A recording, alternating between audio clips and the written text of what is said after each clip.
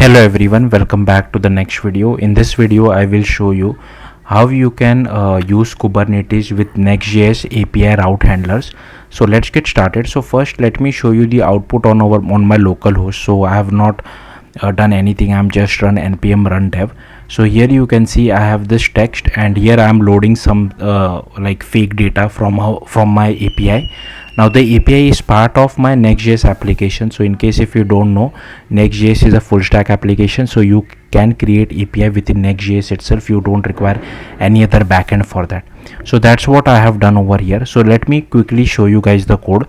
It's quite simple. Here inside src app, I have created one folder called API. Here I have created another folder called hello. So this is the structure which you have to follow when you want to create API event handlers. So here you can see I have created a file called route.ts, and here I have just, as you can see, this is a get API. Here I have purposefully added a delay so that I can simulate it, and this is the response which we are sending.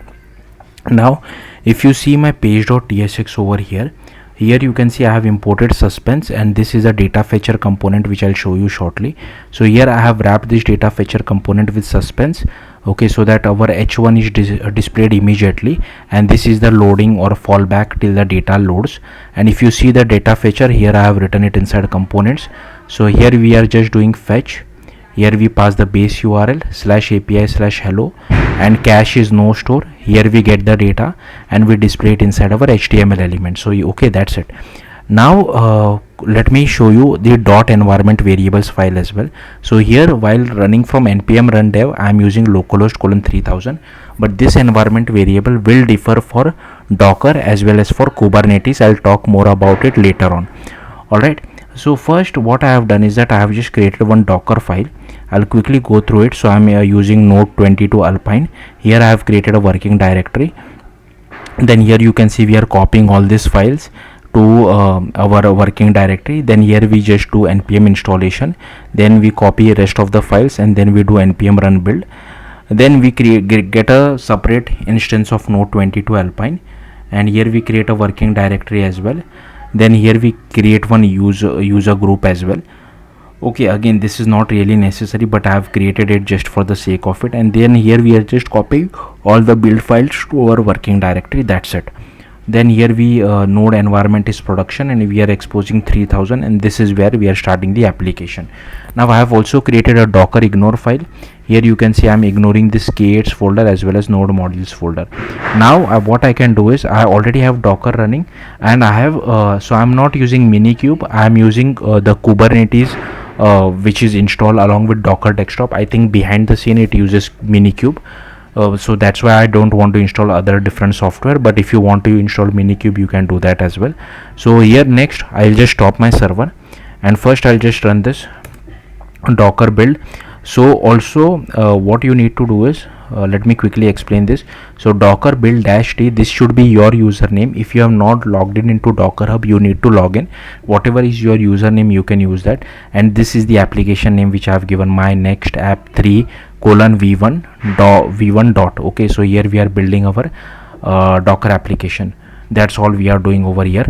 Then to run it, okay, so in case if you before you like apply Kubernetes to this particular infrastructure, if you want to run this Docker file, you can just run docker run --env file .env dot I think we don't require this production .env because we only have a .env file -p 3000 and whatever is your application name, sorry, username followed by your application name. Okay, so I think this should work. Let's see. We can easily do this. Then I think we can just go to localhost :3000. If we refresh, and here you can see we are getting the data. So this is fine. So I'll just stop this. Now I want to apply Kubernetes, but before that I want to push this image to Docker Hub. So I can already logged in into Docker Hub using docker login. If you have not done that, you will have to run the docker space login command, and it will ask you for your Docker Hub credentials.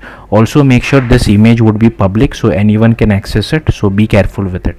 Then you need to create a folder called k8s. Inside that I have first created deployment.yaml file.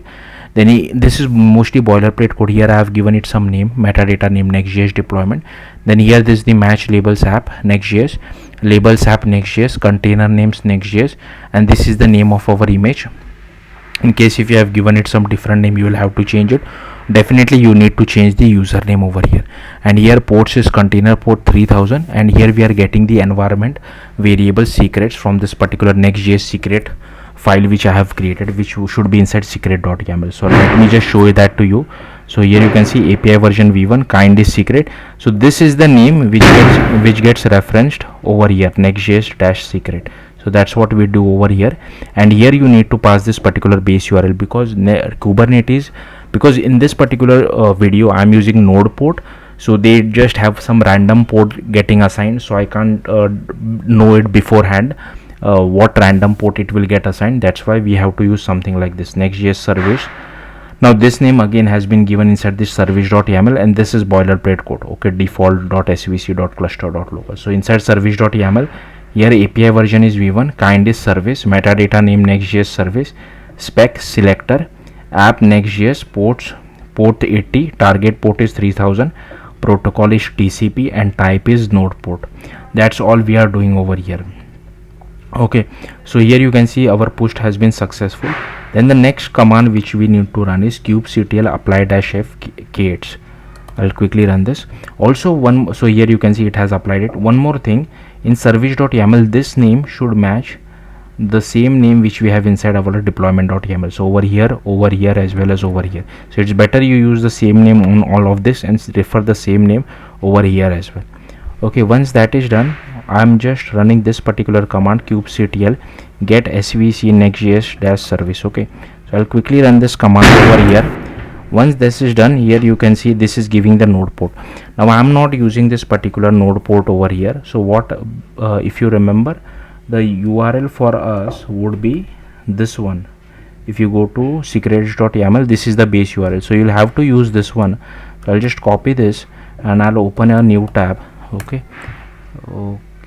dot cluster. I'm not sure why this is throwing me an error, so let me quickly check. Okay, let me quickly check why this is giving me an error. I have applied kubectl apply-f8. So let me quickly check the name inside deployment.yaml. it is my next app 3 colon v1, right? And same name I am using inside service.yaml as well. Yeah, my next app v3, same name has been defined over here as well. Okay, so this looks fine to me. If I just use, I think I'll have to use localhost. Oh yeah, I'll have to use localhost colon 30537. Yeah, sorry, I got confused. We still need to use this particular port because we are using node port, right? But this particular thing, message and timestamp, these are getting called from our event handler. So for that, it should not get confused, right? Because our event handler would be on the same port. That's why. So basically it is referencing this particular thing which we gave inside secret.yaml, this particular part which you see over here. So if you see inside app event handlers hello route.ts, we have written this particular code, right? So we are calling just so that this gets resolved properly when we are calling it from our HTML or from our JavaScript side. Basically we are doing this because inside .env file we get localhost colon 3000. This will not, like Kubernetes will not know this, right? So that's why we need to do this. So yeah, that's all there is to it. If you have any questions, do let me know in the comments. This is the part 3. Sorry, I forgot to mention that. Like if you have not watched part 1 and part 2, do watch it. So yeah, I'm building on this. Even I'm learning Kubernetes, so I'll keep on making new videos related to Next.js. Maybe we'll use some different frameworks later on. So yeah, that's all there is to it. If you have any questions, do let me know in the comments. Thank you for watching. Bye.